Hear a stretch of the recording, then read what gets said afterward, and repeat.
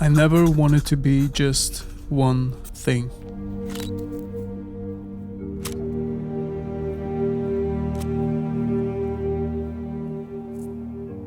When I started this channel, I was just a guy with a camera. No money, no connections, just a passion for filmmaking. I love the process, shooting, editing, creating something from nothing.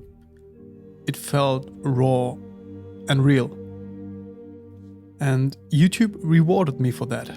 Back then, the algorithm didn't care if I was an expert. It cared that I was obsessed. But here's the thing no one tells you. The moment you succeed at one thing on YouTube, you are trapped. If you try something new, you are punished. Views tank, your reach gets destroyed. The same platform that once pushed your content to thousands now buries it. Because YouTube doesn't care about creators, it cares about categories. And if you step outside your pre-approved box, you are done. Especially with the death of the follower and the rise of algorithm-based recommendations. I see it in my own analytics. My most watched videos, they all have the word cinematic in the title. Tutorials, color grading, Sony cameras, that's what the algorithm decided I am. So when I post something different, something personal, something experimental, YouTube just says, nope, that doesn't fit into the demographics our ad partners defined. But here's the thing, I've never been just a filmmaker.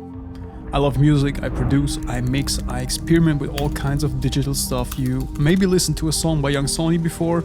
That was me blending two things I love, filmmaking and rap music.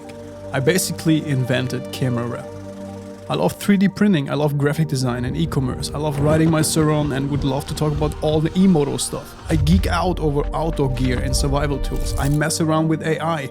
I talk about life, struggles, anxiety. The shit we all deal with but never say out loud. And you are all of these or many other things. But YouTube wants you to be only one. And I get it. YouTube is a business. It optimizes for watch time and ad revenue. It's this big corporate giant that sends you out these creator updates on a weekly basis to make you feel they care about you. But you can be sure they give a fuck about you and your art. It's not designed to help you grow into the person you want to be. It's designed to keep you in the loop, to make their ad partners and Google even richer than they already are. A predictable, repeatable cycle of the same content over and over again. And this doesn't apply only to YouTube, it's the same for almost every social media platform out there. Because consistency makes advertisers happy. And advertisers pay the bills, they bring in the money. That's why they love creators who are niche bots. Imagine Canon running ads on Peter McKinnon's channel compared to another channel with the same size, but this one only puts out a video about cameras and filmmaking once in a while. His other content is about daily life or how to cook the best steak. What do you think will be more profitable for the company that's running ads? Of course, it's the one who niched down completely. The algorithm can fully trust Peter that his next video will be about cameras in some way. He maybe goes out for a hike or tells a great story, but in the end it's about creating videos or photography. No front at this point, he managed to take his biggest passion and turn it into a successful business over the last years. But the thing is, there are a lot of people, especially those with a neurodivergent brain, that lose interest in a specific topic as soon as they reach a certain level of skills. And so I am. So where did I mess up? For years I played the game. I made what worked, what got clicks, what fit the algorithm. Putting the word cinematic in my titles almost every time led to a successful video. And I lost a part of myself in this process. I also stopped uploading several times just to come back after 6 months and be more active again. Whether it's due to mental health reasons or the pure lack of motivation and desire. And this further impacted the death of this channel, of course. I'm pretty sure this video also won't perform well. YouTube will probably bury it like it does with anything that doesn't fit neatly into my niche, but I have to put these thoughts out. And I know that at least some of you can relate. So if you're watching this right now, if you made it this far, then maybe I'm not alone in this. You can see it as I messed up as a creator in business. And I also thought that for a long time, but in the end I know if I didn't try out all these things, I wouldn't be the person I am today, and I couldn't look into the mirror anymore. People aren't one-dimensional, especially those who are multi-passionate. We evolve, we grow, we change. We can love making a stereotype indie folk travel film and at the same time record a hard-hitting diss track to destroy the German landscape photographer bubble.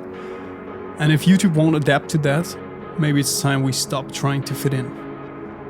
Maybe it's time we create for us again, and not for the demanding mass.